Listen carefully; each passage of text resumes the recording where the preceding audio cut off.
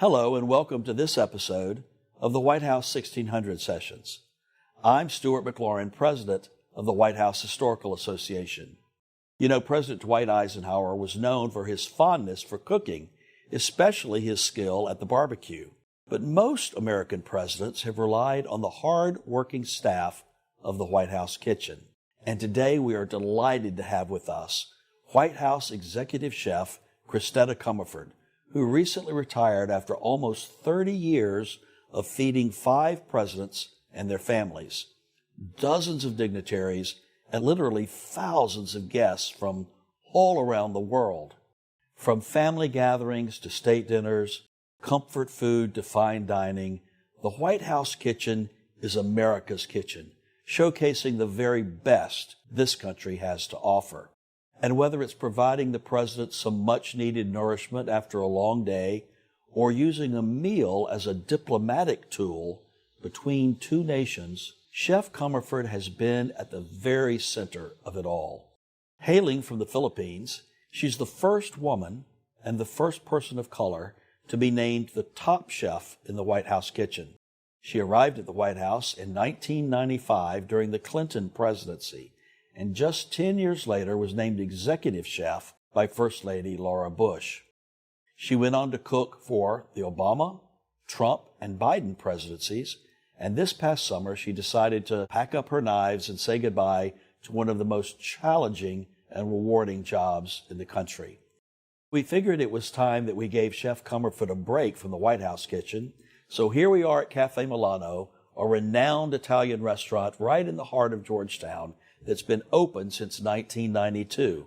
Since then, Cafe Milano has been a favorite spot that's hosted sitting presidents and their families and a who's who of Washingtonians and people from around the world. We can't thank Cafe Milano enough for hosting us, as well as Franco, the wonderful owner. Well, Chef Comerford, welcome, and we can't thank you enough for your service to our country and presiding over what is the most famous kitchen in America, the White House kitchen. What's it like to have been named the White House chef? What does that title mean to you? First of all, Stuart, I just want to thank you for inviting me because I have some good stories to tell. When the news of me becoming the first female, minority, and a person of color as the White House executive chef, I didn't realize that I broke a lot of glass ceilings. So, at the time I was just cooking and enjoying my time, but I did not realize how much repercussion it would have to a lot of the young chefs out there. Do you think it gave hope to a lot of young chefs that didn't see that as a possibility for them?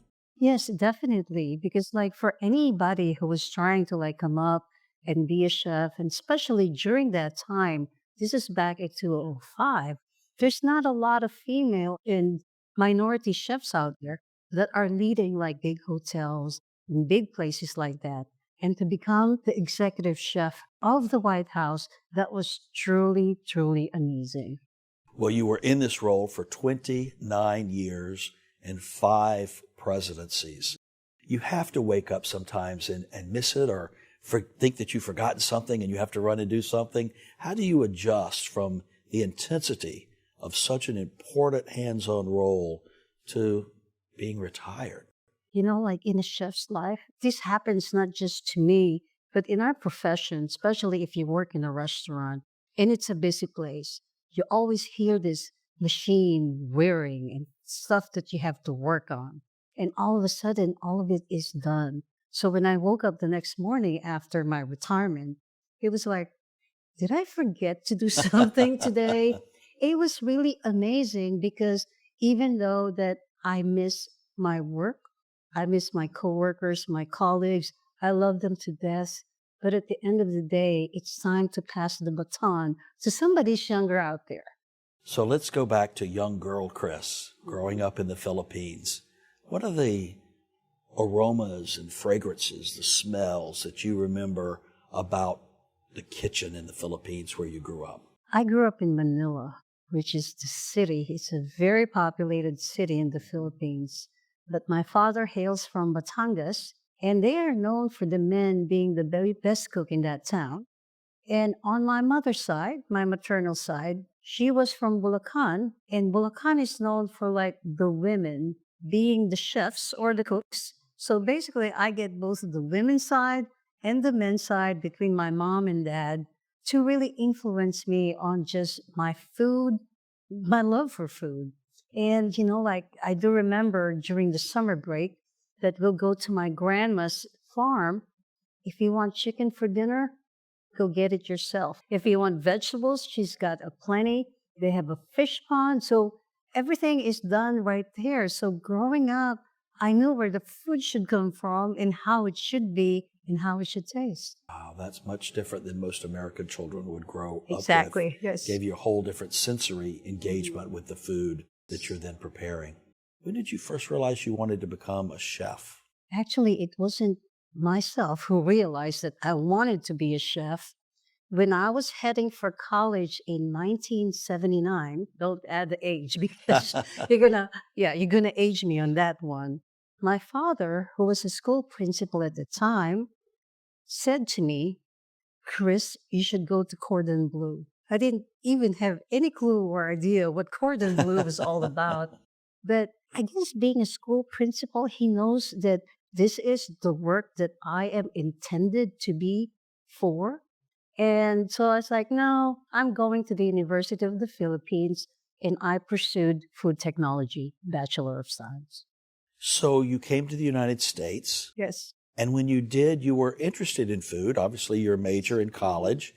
What were the differences that you noticed about the food in the United States versus the food in the Philippines? And what were some of your favorites when you came here? When we immigrated in 1983, of course, it's a totally different cuisine, but America is immigrants' cuisine. So there's a lot of food that I love and adore. But then at the same time, it opened up a new realms of possibilities for me. When I worked as a chef in Chicago as a salad girl and met my very, very first chef, his name was Chef Dean Jaramillo. And I could see exactly how he looked like when he walked into the kitchen, a tall white toque, a white scarf, white chef's jacket, white pants, white apron, and white clogs. My goodness. It was just, I'm like, why didn't I know about this before? Then I realized that my father has been telling me to be a chef. Well, tell us what a salad girl is. And you must have been pretty great at it to have gone on to do wonderful things. Yeah, the salad girl was coined actually by my brother for an interview with Chicago Tribune. So from then on, the nickname kind of stuck. But basically, I work at Garde Manger. Garde Manger is basically what it means. It's French. It's the keeper of food. But they are also in charge of charcuterie, all the cold food preparations, and they're all very classically, like technique types of food. So it's not just a salad, it's everything that pertains to the proper handling of food. Wow. So it was in Chicago. It was in Chicago. That all of this came together. Yes. What your father had predicted you would become or should become. Yes. You became exposed to this great chef in Chicago and you were doing your own thing. And that's where it all came together for your own inspiration. Yeah, that's where it all began until I got married and moved to Washington, D.C. Oh, no, that Washington, D.C. That comes into the Washington, D.C. picture. was the one. Well, at some point, did you become an American citizen? Yes, I did. I became an American citizen when I moved to Washington, D.C., and I clearly remember it was at the Baltimore Stadium at the time, and it was by the governor, Schaefer, that did all of our oath taking. It was a very memorable day. And do you remember the very first time you visited the White House? Yes, I actually was one of the service by agreement, or what they call as helpers or contractors during state dinner. It was a state dinner for Nelson Mandela under Chef Walter Scheib. And when I walked in, I was just basically taken into this magical place because these are the same hallways. These were the same plates.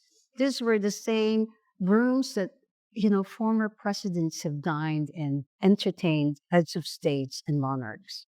And so this is staff that is brought in to augment the full-time White House staff, because obviously the staff that's needed for a state dinner is not kept on staff all the time. Yes. So you came in for the very first time to see the White House, and you were helping serve a state dinner for someone of the notoriety of the Nelson Mandela. That had to be almost overwhelming. That was overwhelming, but at the same time, I treasured every moment of it, but not really thinking what the future might, lie ahead for me. And if somebody had told you that very night, one day you, Chris, will be the executive chef at the White House. I never would have thought so. Well, what an opportunity to have come to this country, to have learned about the profession, to move to Washington, D.C., and then you're there as a part-time, as-needed assistant. But then how did you actually transition to working at the White House full-time? During that time, Keith Lush, who was Walter Shive's assistant chef or sous chef, moved to Chicago to open a restaurant. And Walter just gave me the look, Chris, would you be interested? And who would not be interested to apply to work at the White House? And I said, yes, chef. That's how you answer your chef. Yes, chef. And to be blessed by him, to be selected by him for that role, quite an honor. What was it like learning to work in the White House and what that culture was like? And what is different about working in a White House kitchen than, say, working in a hotel kitchen or the kitchen here at Cafe Milano? The White House is a home. It's a home for a president and his family. They could be there for 4 years. They could be there for 8 years. So in the span of those years, we're not like a hotel that you get people who will be staying for 3 nights or in a restaurant and they would just order a course. Basically, it's a combination of everything. We're personal chefs, we're restaurant cooks, we're room service cooks as well, but we also do like these wonderful state dinner events. And what were the roles, or what was the role that you were in before you became executive chef? Before I became executive chef, basically anything that Chef Walter Shive at the time needed, that's what a sous chef does. You anticipate all the needs to execute a menu, to execute any kind of events that we would do, be it for just 2 people or be it for like congressional picnic for 3,000 people in the South Lawn. Wow. So you joined the White House staff full-time during the Clinton presidency, and then it was during the presidency of George W. Bush and Laura Bush that Chef Shive transitions. And then did they just tap you immediately, or how did you become executive chef? No, it's actually more complicated than being tapped on the shoulder. The time when Chef Walter transitioned, it was a state dinner for India that we have to execute. But as able sous chefs, John Mulder and I were the sous chefs, we just had to continue on with the business. We have to make sure everything is done, and we represent the first family and the first lady. But I didn't realize that they were already kind of eyeing on me as a possible person. It was, basically like announced to me by Lee Berman at the time, like Who was the social secretary? who was the social Yes. secretary for First Lady Laura Bush, that I am being tapped to become the next executive chef. Wow. And the feeling you had at that moment? I really didn't even know what to say because it was so surreal. And the downside during that time is that I cannot tell any family members. Oh, you have to keep it a secret You on have top to keep of it that. a secret until the press release is done. And of course, I told my husband because you could keep secrets with your husband, that I can't tell my mom. And I had to wait until that Monday to break the news to her. And when the news is broken to the public and you see your name, I see my name on the What do you think? streamers of CNN, and it was like, are you serious? That's my name on it. wow. So it was amazing. So I understand, we all know that the President of the United States raises his right hand and takes an oath of office, but there's an oath of sorts that the executive chef Yes, also takes. Tell us about that. it was actually the chief of staff for George W. Bush, Andy Card, called me into the Oval Office, and I did my oath taking to basically uphold my work with the best diligence and honesty as I can. So what's it like being a part of this big family of people behind the scenes at the White House? It was really a mind-boggling experience for me because these are the same people that really make sure that there's continuity, like in the White House itself, on how a president and his family and the first family and their guests are served no matter what political affiliation you might have. After you were named executive chef by Mrs. Bush, what was the first state dinner that was yours? Actually, the very first state dinner that was mine was even previous to that. It was the Philippine state dinner for Gloria Macapagal Arroyo, Your native my country. native country. It was still under the Bush's administration, but that was even prior for me being the executive chef. Wow. And so how did you feel? Is it more difficult doing a state dinner for your native country than for another country? The way I felt, it was really nerve-wracking. It's because, first of all, I was a sous chef. It was my very first state dinner, and there's so many things at stake. And I want to make sure that I do everything right. I do all the research. I look at all the nuances. We check what we call as the FOA, or the forms of address from the State Department, to make sure what the preferences and the dietary restrictions are. On the state dinners, there is the state dining room, which holds 120 to 130 maximum. And then some presidencies will like to go big, and they'll put a marquee tent on the South Lawn and do 400 or 500 out there. What's the difference in planning for those two? And is there any differential in specialness between those two formats? I think one thing about state dinners, no matter where the location would be, you have to make sure that this is very special, because this is the highest honor that a president could bestow to a visiting heads of state. So it doesn't matter whether it's at the South Lawn, or it's in the East Dining Room, or it's in the State Dining Room. We have to make sure we do it well. But as a chef, logistically, you have to really plan well if you're out at a tent when you don't have the mercy of the kitchen and things like that. So when you plan your menu, it has to work with a tent menu, as opposed to like being in the state dining room with a small number of guests. It has to work as well, because the old family dining room where we stage all of this food is still not a big kitchen. So comparatively, we do basically the same for both.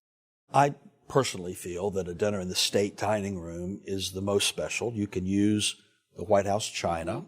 When you have the large, there's not a service of 500 in the White House china service. And so the elements of it are a little bit different. Tell us about the courses of it. Are they different in any way? Do you still have the same number of courses? Do you still have the same type of food?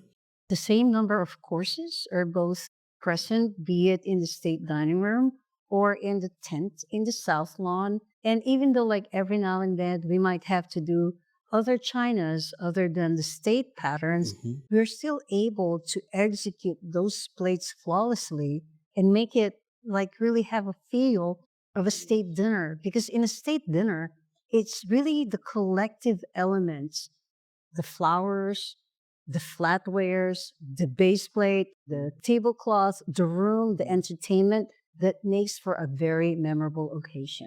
So what is the average lead time that you have for preparing a state dinner?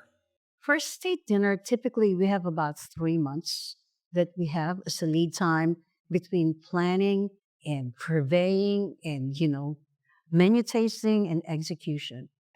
And do you get to propose what the menu will be, or you have guidelines?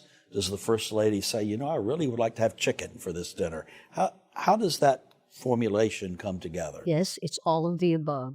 So when we get the preferences from the State Department, we all look at my principal or the President and the First Lady's preferences and style of entertaining as well. We take into consideration seasons. We take into consideration the number of people. We take into consideration all of these cultural nuances and flavor profiles that's kind of like indicative of that particular country. And we meld this into this wonderful menu proposal that hopefully that the First Lady, when she tastes it, would be the one that she picks. So you've conceptualized this plan based on input from the State Department, what the head of state likes or doesn't like, and you had this tasting with the First Lady. And who attends those tastings, and what is that like? Yeah, typically a tasting is attended by the First Lady, the Social Secretary, our Chief Usher, and her personal assistant or her Chief of Staff. So, in a way, it gives us a feel of like from everybody's point of view, if this is really the best plate or the best course that we could serve. So, we have to be open to all of these comments and questions and everything that they might ask about a plate that you are trying to present. Mm. And the first time you had to present a tasting for a First Lady, are those butterflies in the stomach? Oh, there's always butterflies in the stomach. I just don't let it be seen. But it was really, truly amazing because you get to present all of these wonderful dishes the way that it would look like. You also get to explain why you think that this deserves to be the dish that has to be picked for the state dinner. Well, you have a co-conspirator in this, and the executive pastry chef, Yes. which is now Susie Morrison, who is fantastic. And how do you collaborate with the pastry chef in the conceptualization, but also on the execution? Susie is an amazing, amazing pastry chef. And we collaborate all the time, especially during state dinner, making sure that number one, we do not repeat ingredients. One thing in a menu flow is that you want to make sure you use as much wonderful ingredients that you could highlight. If you repeat something, that already takes something away from you. So we talk it over. Let's say it's peach season. I'll be like, okay, Susie, I'll give you the peaches, but you have to give me this. So it's really a give and take, and it's really wonderful, wonderful working with Susie. How do you coordinate and who trumps who in terms of flowers, china, calligraphy, food, entertainment? That all has to be complementary, but who's the orchestra leader? Who pulls all of that together? I will blame, no, not in a good way, Carlos Elizondo, who's like our social secretary. I mean, at the present, but generally the social secretary, because that person knows exactly how the first lady would want things to be. That's why they call this special assistant to the first lady, because they know this is her style, this is how she wants things. So between all of the elements of the flowers, the decoration, even entertainment, everything is in cohesion with whatever is happening with the state dinner. So this is like a chicken and the egg question. Which comes first? The food ingredients that are going to go on this particular china, or the china, and then you determine what food goes on that china? It could be simultaneous, and also it depends on the number of place settings for that particular china, because if there's not enough pattern to hold a certain course, we have to come with a plan that would actually work better than what's available, something that might be comparable. We could mix state patterns that could still work I love that together. when patterns Yes. are mixed together. What role does the florist play in this, and when does she come into the picture?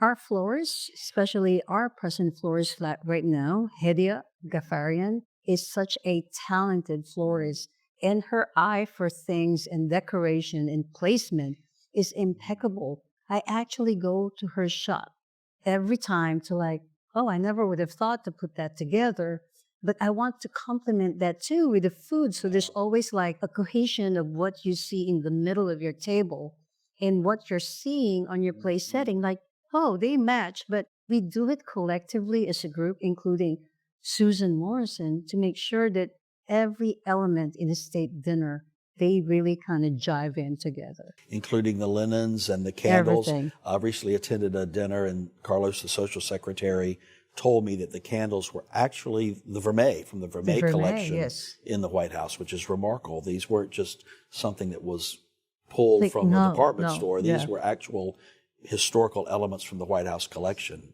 And how many state dinners in your 29 years would you have presided over? I presided over about 52 state dinners in my time. And this is the most prized invitation Yes. in Washington in our country, is to be invited to a state dinner. Yes. So over 50 of these you prepared for 5 presidents. Yes, over 50 of this, not even counting the governor's dinner that we do every year, which still consider the state dinner. And I feel like when we've been fortunate to have a White House Historical Association dinner hosted by the Obamas or the Trumps or the Bidens, that feels like a state dinner as well. Very special occasion. Your favorite memory. What was the state dinner that you are most proud of? One of the state dinners that I'm really, really most proud of is the state dinner for Queen Elizabeth during the George W. Bush administration because it was such an intimate dinner. We did it in the state dining room and we did 4 courses and it was a white tie, which is more formal than a black tie.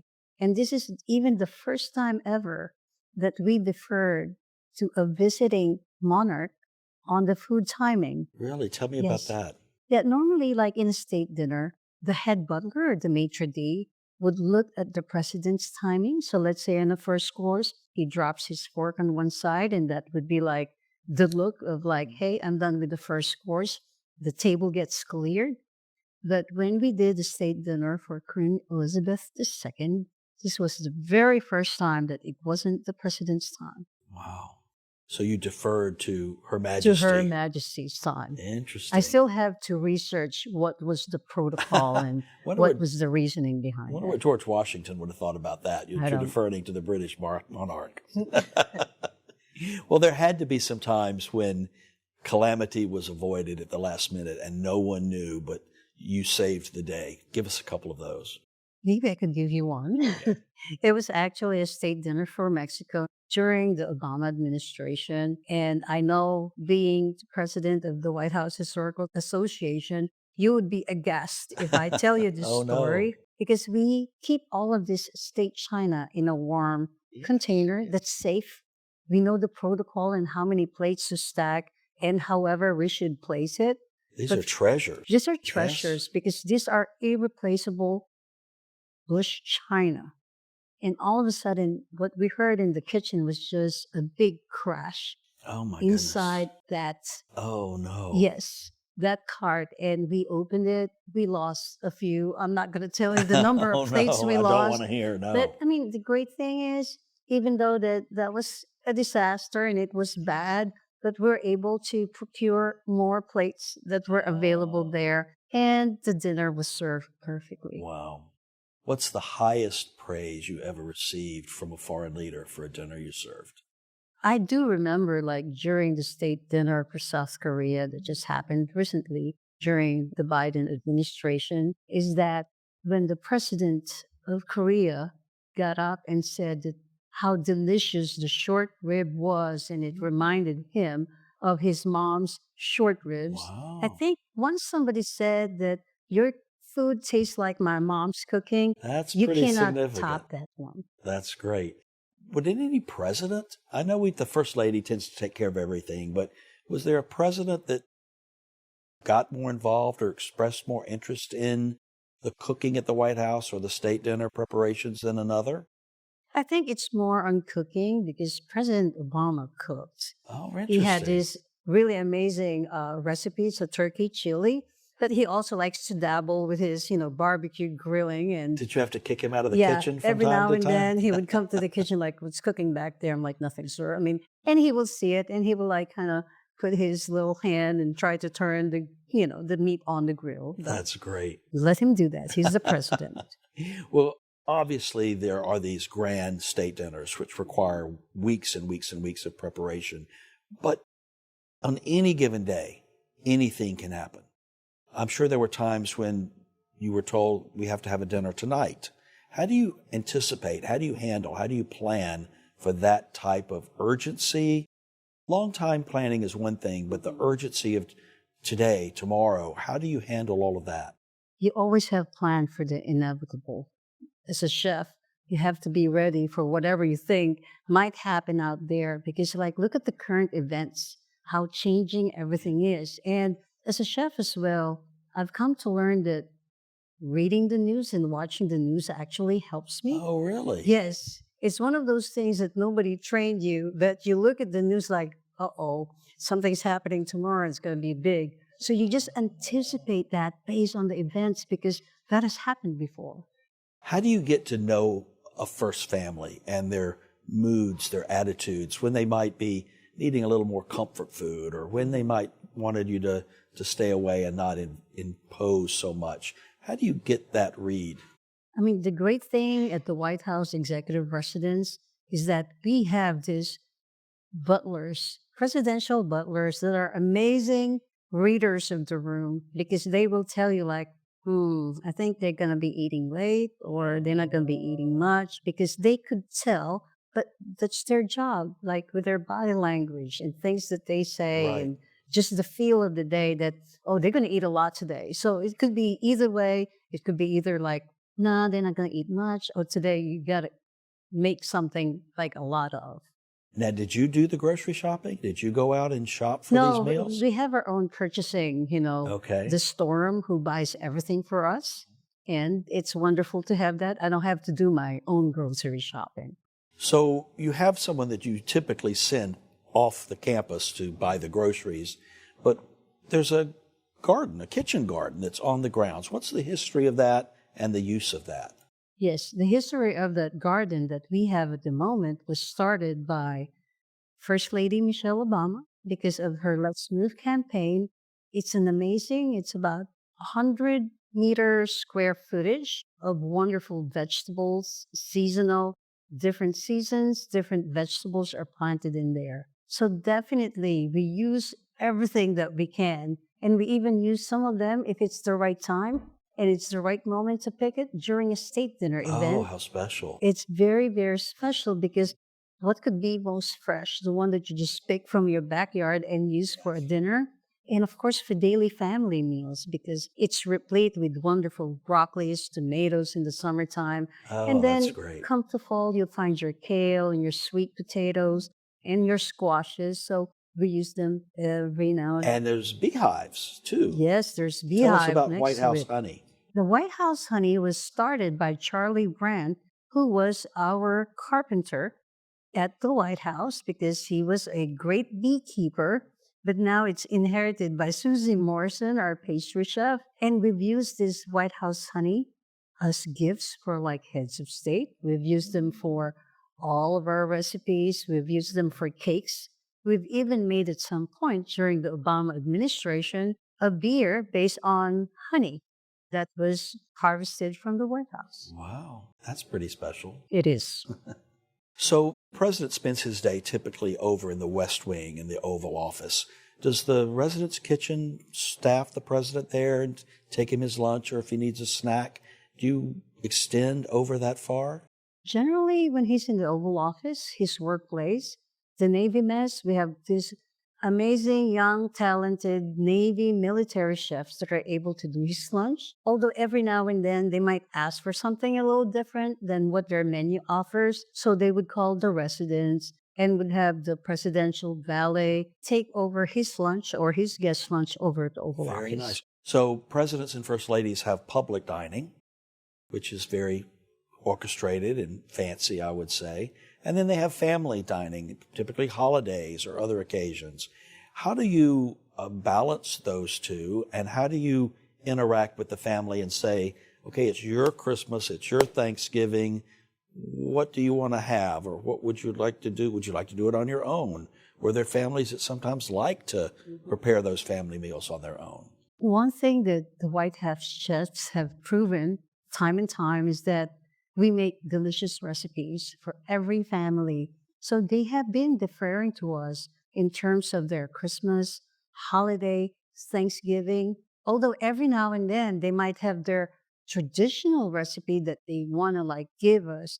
But for the most part, majority of the dinner or the menu is done by the White House. What about Camp David, the president's retreat up in Maryland? The presidential retreat, I don't know if you've been there, it's such a nice, relaxing, special retreat house.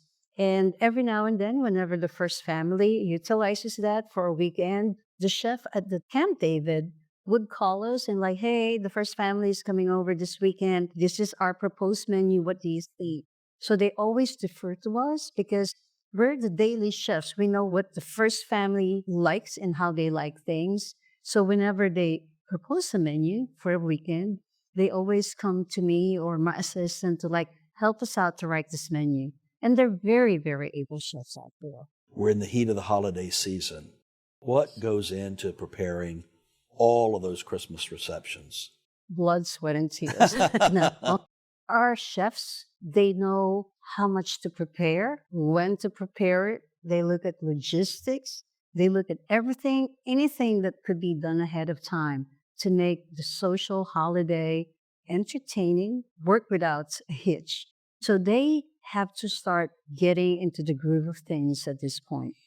So there's the famous White House gingerbread house, which would be the pastry chef's Yes. purview, but I imagine that's a team effort in some measure. Yes, the pastry chef will bring her team, and there's a lot of them doing the gingerbread house together with Carlos, her assistant. And they have a lot of these wonderful ladies that do all of those miniature Christmas trees and miniature little dogs to make that White House gingerbread house amazing.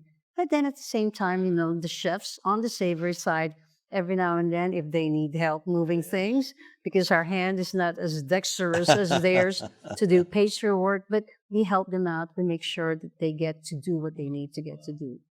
Having this extraordinary title of executive chef at the White House, there must be executive chefs at the homes of heads of state around the world.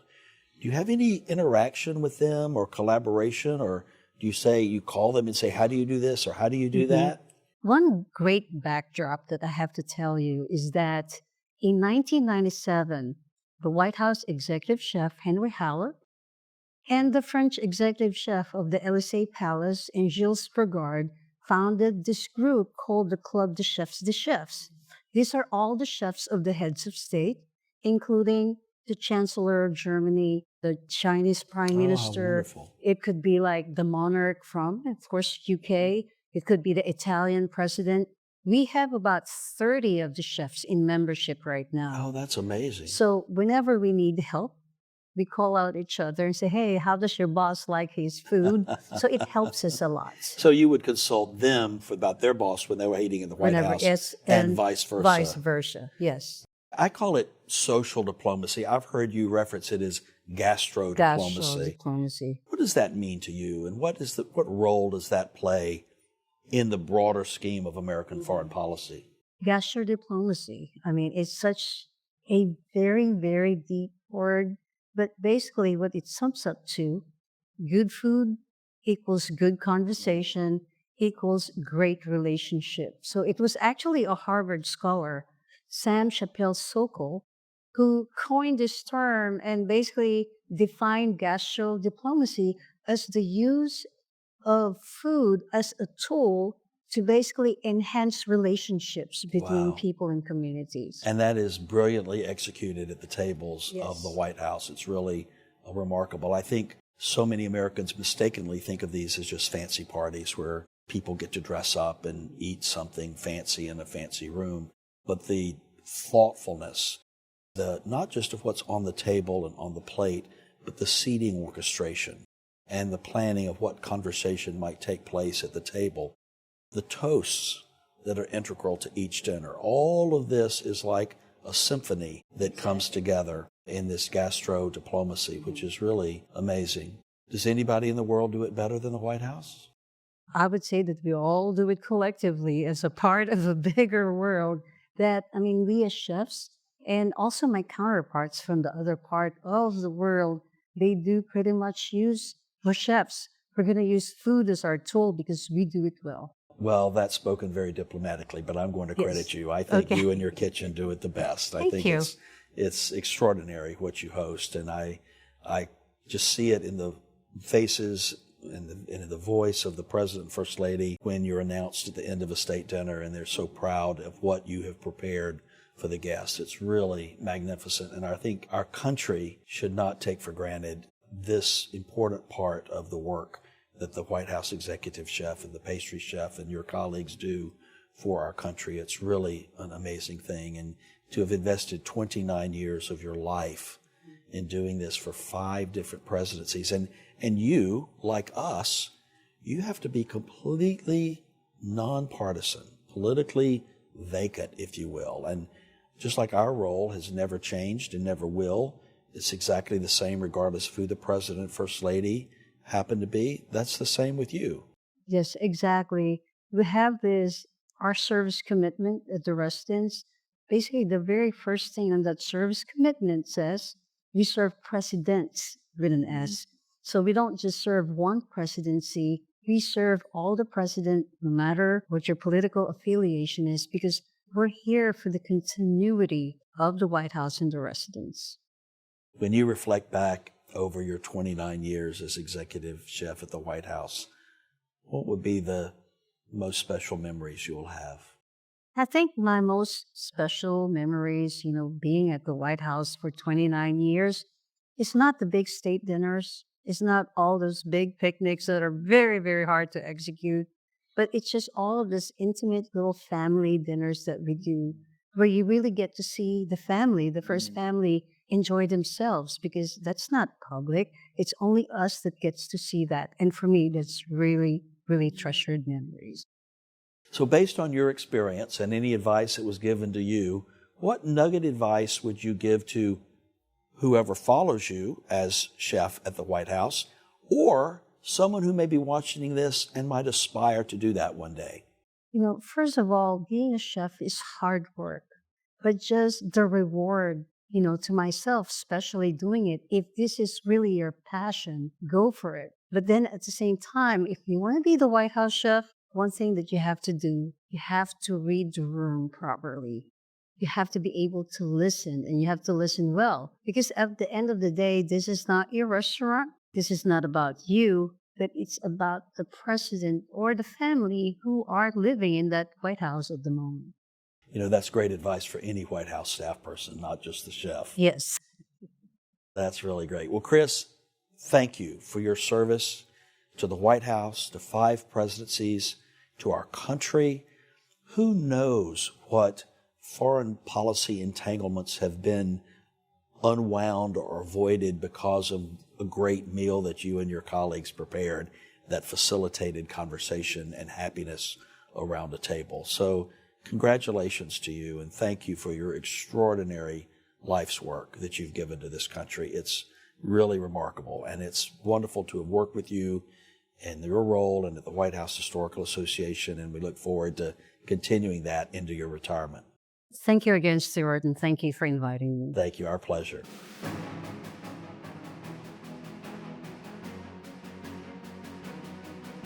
Thank you all for listening and watching today.